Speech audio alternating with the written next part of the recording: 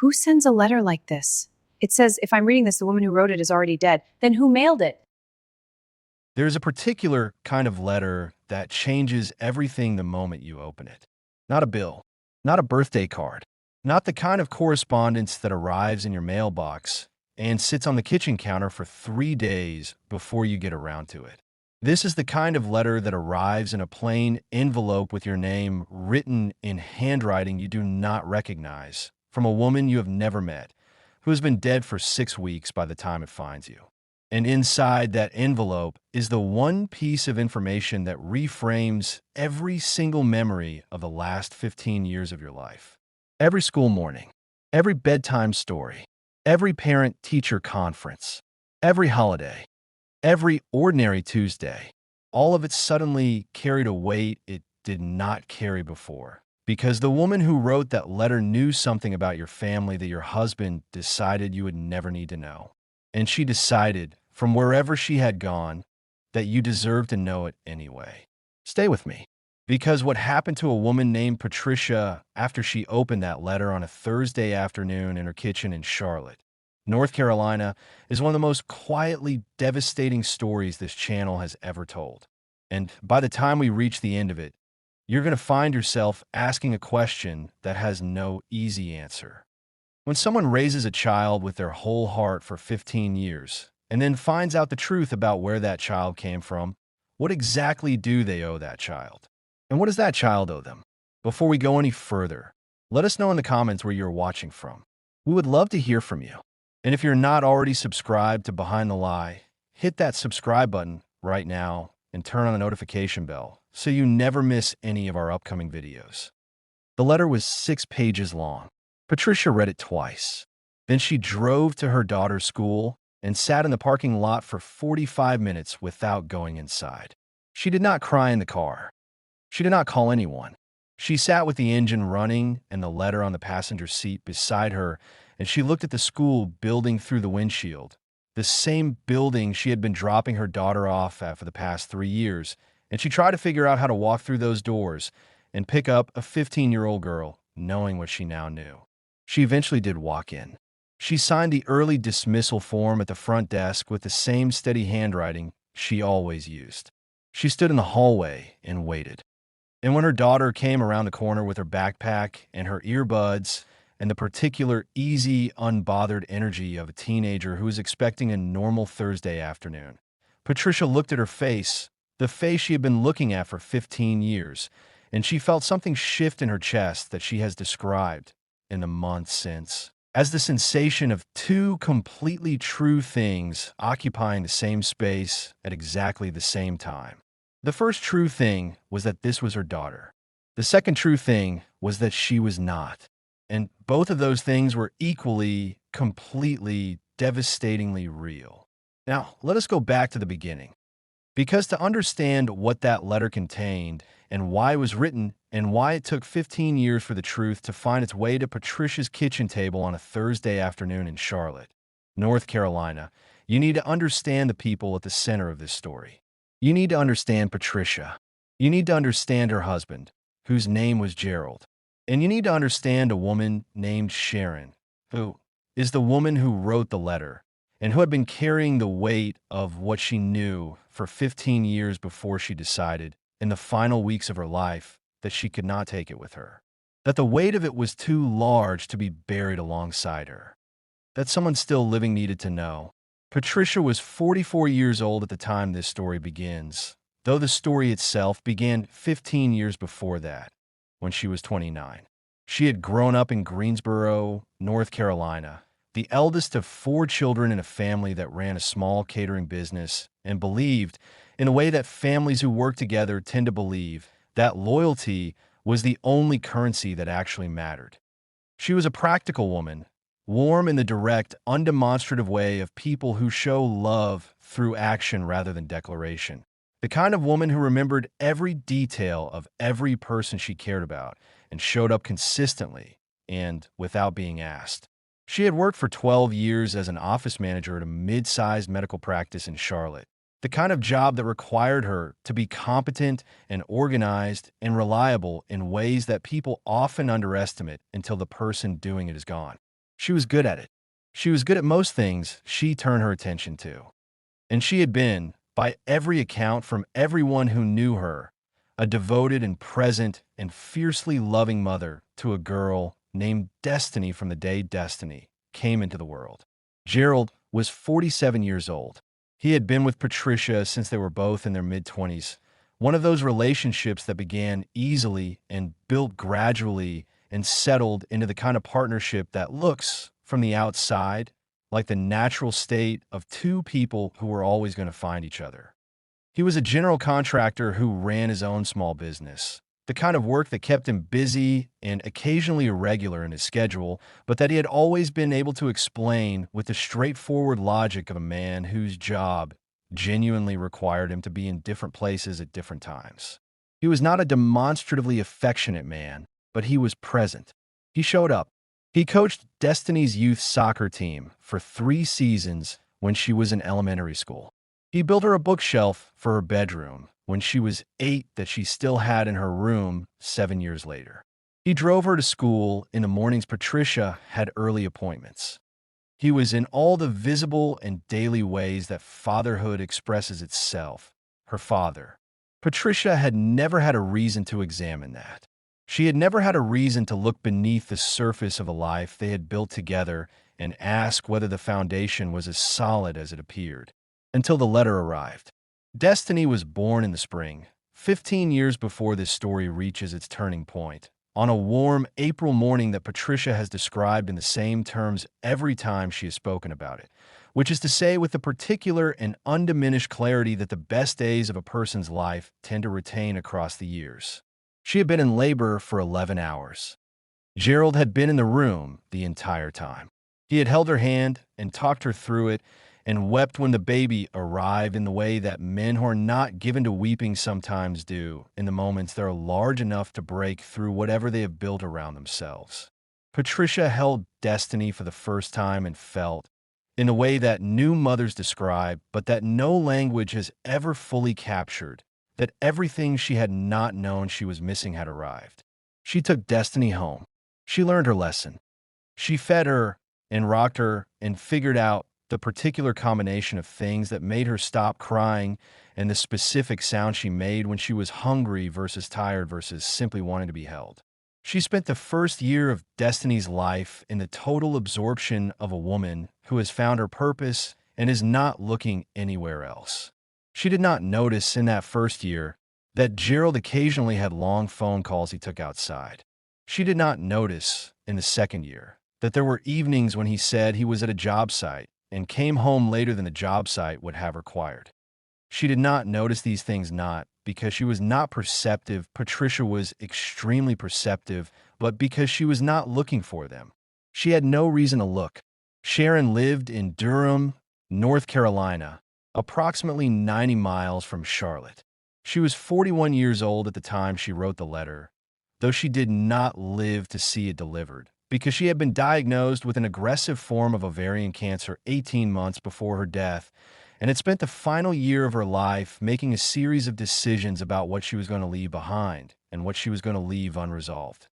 She had one daughter of her own, a 20-year-old named Keisha, who was in her second year at a university in Raleigh, and who has, by her own account, spent the period since her mother's death trying to understand the full scope of what her mother did and why, and arriving slowly and painfully and not without significant anger along the way at something that might eventually become peace. Sharon had met Gerald at a conference in Raleigh 14 years earlier, which means the affair began when Destiny was approximately 1 year old, approximately the same time that Patricia was in the total absorption of new motherhood and not looking anywhere else. The affair had lasted on and off for 7 years. It had ended not because Gerald ended it or because Sharon ended it, but because Sharon, after 7 years, had finally asked Gerald a question he could not answer in a way she could accept, which was a simple and devastating and entirely reasonable question. She asked him what exactly he was doing, and he said the thing that men in his position tend to say, which is that it was complicated and that he needed more time and that she just needed to be patient. And Sharon, who had given him 7 years of patience and received 7 years of the same answer, decided she was finished. She ended it. She moved on. She met someone else. She built a different life. And she kept what she knew, which was considerable, to herself, for another 7 years, until the cancer arrived and she found herself lying in a hospital bed in Durham, thinking about what she was going to do with the things she was carrying. Here is what Sharon knew that Patricia did not. Destiny was not Patricia's biological daughter. Destiny had been conceived not during Patricia and Gerald's relationship, but during a period several months before Destiny's birth, when Patricia and Gerald had briefly separated following an argument about the direction of their relationship, a separation that had lasted approximately 6 weeks and that both of them had, by mutual unspoken agreement, treated as a closed chapter when they reconciled and moved forward. During those 6 weeks, Gerald had been with Sharon. Patricia had believed for 15 years that Destiny was the biological product of her own body and her own marriage. She had no reason to believe otherwise. The pregnancy had followed naturally in the timeline of her life with Gerald. The math had been entirely consistent with what she had been told. She had never taken a DNA test. She had never been given a reason to. She had simply loved her daughter with the complete and unexamined love of a woman who had never been given any information that might complicate that love.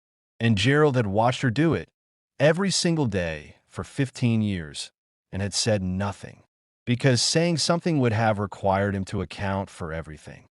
And Gerald, it turned out, was a man who had a very particular relationship with accountability, which is to say that he avoided it with the same methodical consistency with which he managed everything else in his life that he did not want to deal with directly. Sharon had wrestled with the decision to write the letter for the entire final year of her life. Her daughter Keisha has said, in the conversations they had during that year, that her mother came back to the question repeatedly, approaching it from different angles, testing different conclusions, unable to settle into any of them with complete comfort. On one side of the question was the argument that Patricia had the right to know the truth about her own family, that a woman who had given 15 years of her life to raising a child deserved to do so with full knowledge of what she was doing and why, that the truth withheld from her for this long was not withheld out of kindness, but out of Gerald's self-interest, and that Sharon allowing it to remain withheld was a form of participation in something she had spent years trying to distance herself from. On the other side was Destiny, a 15-year-old girl who had a life and a mother and a family that worked, as far as anyone on the outside could tell, and who had done nothing to deserve having the ground beneath that life suddenly shifted. Sharon went back and forth between those two arguments for months. She talked to her pastor. She talked to Keisha. She talked to a therapist at the palliative care center who listened to the full account of everything without judgment, and then asked Sharon what she thought she would want to know if she were Patricia. Sharon said immediately and without having to think about it, everything. She would want to know everything. And so she picked up a pen and she wrote 6 pages. The letter arrived at Patricia's house on a Thursday. Gerald was at a job site in the eastern part of the county and was not expected home until the evening. Patricia came home from work at 5:30, collected the mail from the box at the end of the driveway, and stood in the kitchen sorting through it in the automatic way that people sort through mail when they're also thinking about what to make for dinner and whether they remembered to move the laundry from the washer to the dryer. The envelope was midway through the pile. Her name was written on the front in handwriting she did not recognize.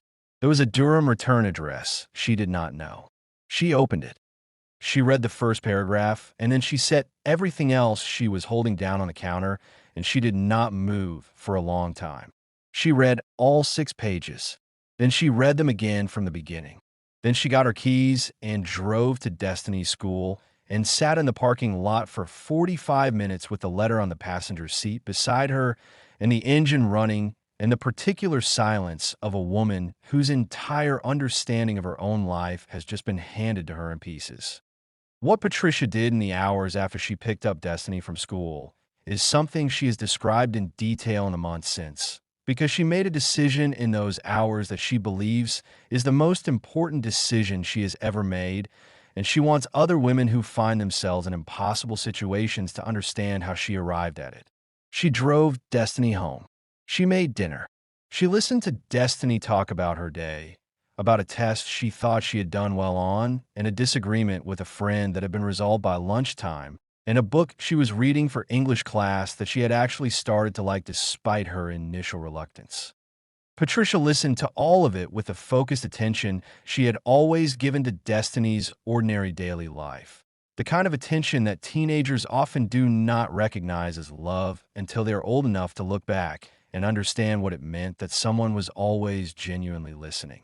After dinner, after Destiny had gone upstairs, Patricia sat at the kitchen table with her phone in her hands for a long time. She did not call Gerald. She did not call her mother or her sister or her closest friend. She called a family law attorney whose number she found online, and she left a message describing her situation in the carefully measured terms of a woman who has had several hours to begin processing something enormous and has decided that the first thing she needs is information. The attorney called her back the following morning, and Patricia began to understand the full legal and practical dimensions of what she was now living inside. Gerald came home that Thursday evening at 7:30. He was in the easy mood of a man who has had a productive day and is looking forward to dinner and an uncomplicated evening. He kissed Patricia on the cheek. He asked about Destiny. He opened the refrigerator and commented on what was in it. Patricia watched him do all of this from across the kitchen with an expression that Gerald, who was not paying particularly close attention, did not register as unusual. She did not confront him that night. She had made a decision, in those 45 minutes in the school parking lot and in the hours afterward, that she was not going to do this on his timeline or on his terms. She was going to do it when she had enough information to understand exactly what she was dealing with, and not a moment before. She had learned, from 15 years of being with Gerald, that he was a man who was skilled at managing conversations that caught him off guard. He was calm under pressure. He was articulate. He had a way of reframing things that made the person he was talking to feel, temporarily, as though their concern had been addressed when in fact it had only been redirected. Patricia was not going to give him that opportunity. She was going to be prepared. She went to bed that night and lay in the dark beside her husband and did not sleep and did not say anything. And in the morning she got up and she continued to prepare. It took Patricia 3 weeks to arrange everything she needed before she was ready to have the conversation with Gerald.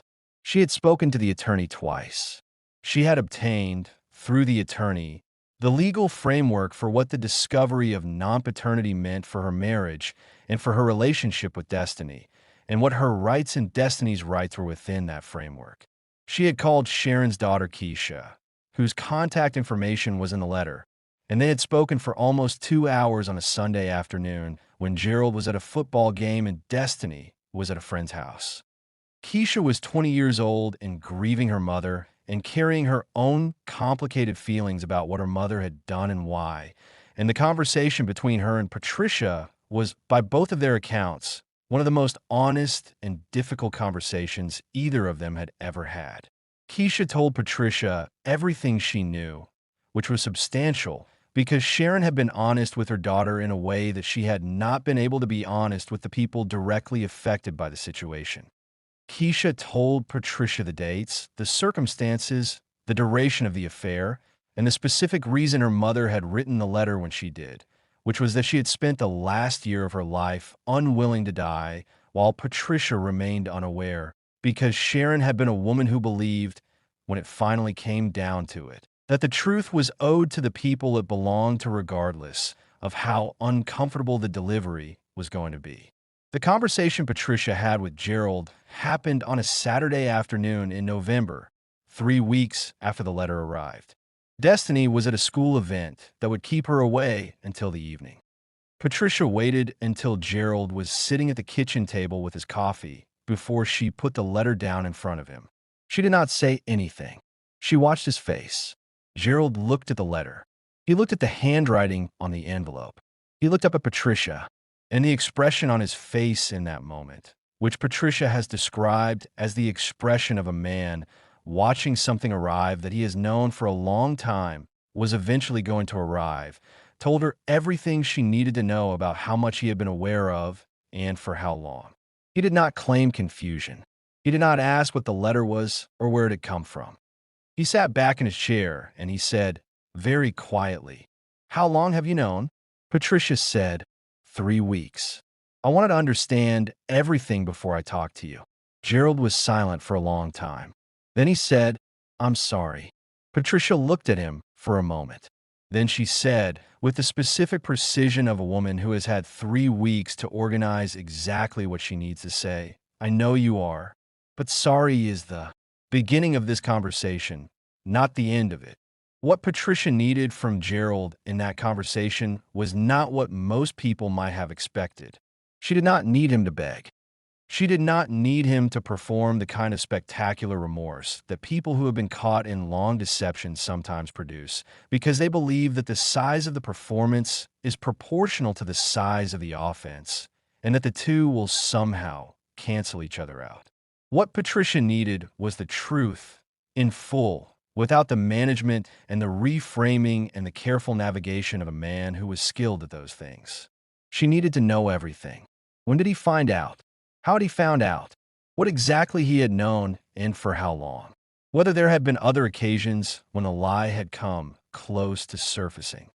Whether Destiny had ever, in 15 years, asked a question that had brought them close to this conversation. Gerald answered all of it. Not easily and not all at once, and not without several moments where the practiced skill of managing a conversation threatened to reassert itself, and Patricia had to bring him back to the question with the flat directness of a woman who had no patience left for anything other than the truth. But he answered. He told her that he had known Destiny was not Patricia's biological daughter since before Destiny was born, because Sharon had told him when she discovered she was pregnant, which was before Patricia had discovered that she was also pregnant in the timeline he had constructed for both of them. And the two pregnancies had been close enough in timing that he had been able, with the particular and sickening ingenuity of a man in an impossible situation of his own making, to tell each woman what each one needed to hear. He told her that he had told himself, in those early months, that he would tell Patricia eventually, that there would be a right time, that he would find a way. And then Destiny was born, and Patricia loved her with such complete and immediate totality that Gerald had looked at that love and decided that telling the truth would destroy something that did not deserve to be destroyed. And so he had not told me. And then a year had passed, and then 5, and then 10, and then 15. And the longer it went on, the more impossible the telling became. And the more impossible the telling became, the more he convinced himself that the silence was kindness rather than cowardice, that he was protecting Patricia and Destiny rather than protecting himself. Patricia listened to all of it. When he finished, she was quiet for a long time. Then she said, "You are not protecting us. You are protecting yourself from having to watch us find out. Those are not the same thing. The question of what to tell Destiny, and when, and how, is the part of this story that Patricia has spoken about the most carefully and the most sparingly, because it is the part that belongs most to Destiny and least to anyone else. What is known is that Patricia made the decision about what to say and when to say it entirely on her own terms, consulting with a therapist who specialized in family trauma, and with the attorney, and with Keisha, who had been through her own version of a related conversation with her own mother in the final weeks of Sharon's life. What is known is that Patricia did not tell Destiny immediately. She took several weeks. She continued to make dinner and drive to school pickups and listen to the ordinary daily details of a 15-year-old's life. And she did all of it with the same focused attention she had always given, because her daughter, whatever the biological reality of the situation, was her daughter, and her daughter's life was continuing regardless of the enormous thing that was happening inside the walls of their family. Patricia has said that in those weeks, she returned repeatedly to the same question that Sharon had been wrestling with in her final months, which was what the truth owed to the person it belonged to. And she arrived from a different direction and through a different experience, but at essentially the same place Sharon had arrived, which was that the truth was owed. That Destiny deserved to know. That raising her daughter on a lie that her daughter had not chosen any more than Patricia had chosen it was not something she was willing to do. And that if she was asking Gerald to account for what he had withheld, she was not going to withhold the same thing from Destiny. The conversation Patricia had with Destiny is something that Destiny, who is now 16 and has given one brief public statement through her mother's attorney, has described as the hardest and most important conversation of her life. She has said that she cried for a long time. She has said that she was angry, not at Patricia, but at the situation, at the 15 years of a reality that had been constructed around her without her knowledge or consent, at the father who had looked at her every day of her life and loved her genuinely, and withheld from her the information she deserved to have about where she came from and who she was. She has said that she is still working through the anger. And she has said in the same statement, something that has been quoted by every outlet that covered this story, something that she asked to be included because she felt it was the most important thing she had any ability to say. She said, "My mom is my mom. That has not changed. It was not changed by a letter. It was not changed by a DNA test. It was not changed by anything because it is not the kind of thing that can be changed. She raised me. She showed up for me every single day for 15 years. That is what a mother is. And nobody gets to take that from either of us." In the months following the conversation with Destiny, Patricia made several decisions about her marriage and her life that she has been open about in a general way, without specifying details that belong to the private domain of her family. She and Gerald separated. The legal proceedings that followed were handled at Patricia's insistence, with a focus on Destiny's stability and well-being above everything else, which meant that the process, though painful, was conducted with a degree of care for what Destiny needed that both attorneys later commented on as unusual in their experience of family law matters. Gerald has had ongoing contact with Destiny, the nature and frequency of which has been determined by Destiny herself, because Patricia made the decision early that Destiny's relationship with Gerald was Destiny's relationship to define. He is her father in every way that 15 years of presence and love and showing up can make a man someone's father. And the biological reality of the situation does not erase that, any more than it erases Patricia's claim to the title of mother. These are truths that are capable of existing simultaneously. They are not comfortable truths, but they are real ones. Keisha and Patricia have maintained contact in the months since the letter arrived. They speak occasionally, not frequently, but with the particular quality of two people who understand that they are connected by something that has no name in the available vocabulary of human relationships. Keisha has said that knowing Patricia received the letter and that Patricia is managing what her mother disclosed with the dignity and the love for Destiny that Sharon hoped for has given her something that she needed in the grief of losing her mother. She has said that she believes her mother made the right decision. She has said that she is not certain. She has said both of those things in the same conversation because they are both true and because the mark of honest thinking about impossible situations is the ability to hold contradictions without forcing them to resolve before they are ready. There is a detail in this story that Patricia has shared publicly and that has stayed with everyone who has heard it. In the 6 pages of Sharon's letter, the final paragraph was not about Gerald or about the affair or about the biological facts of Destiny's parentage. The final paragraph was about Patricia directly, written by a woman who had never met her, who had known about her for 15 years from the particular vantage point of someone who had loved the same man and had eventually chosen honesty over comfort in the most significant way available to her.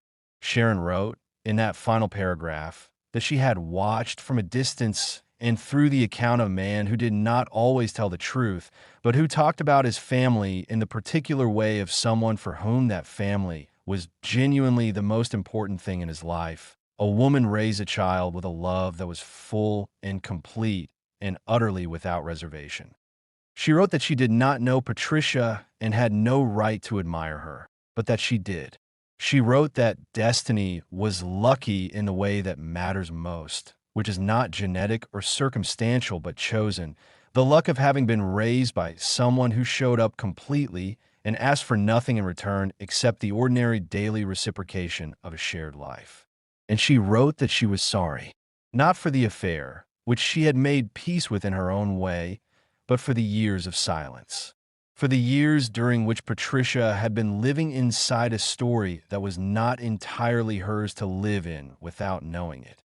She wrote that she hoped the truth, arriving late and in the wrong way and at the worst possible time, would eventually be worth more than the silence had been. She wrote that she believed it would be, and then she signed her name.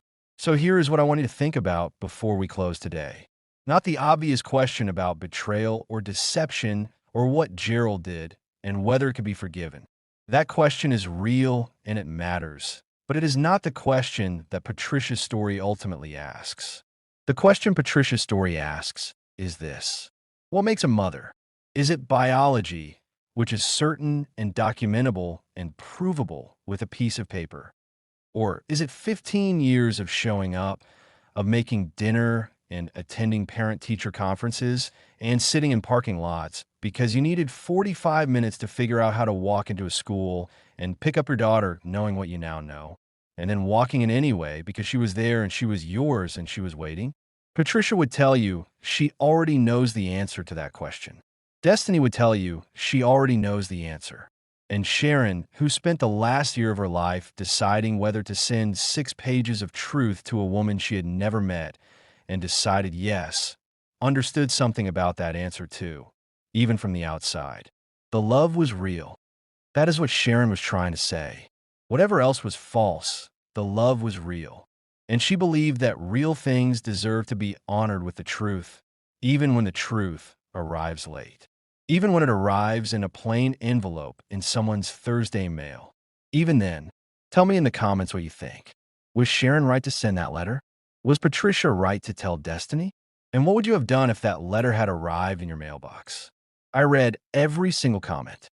And subscribe to Behind the Lie and turn on that notification bell. Because next time we are going into the story of a man who rewrote his will of the week before he died and left everything to a woman his children had never heard of. And the reading of that will on a Tuesday afternoon in a lawyer's office in Houston. Texas destroyed 3 families in the space of about 45 minutes. We will see you there.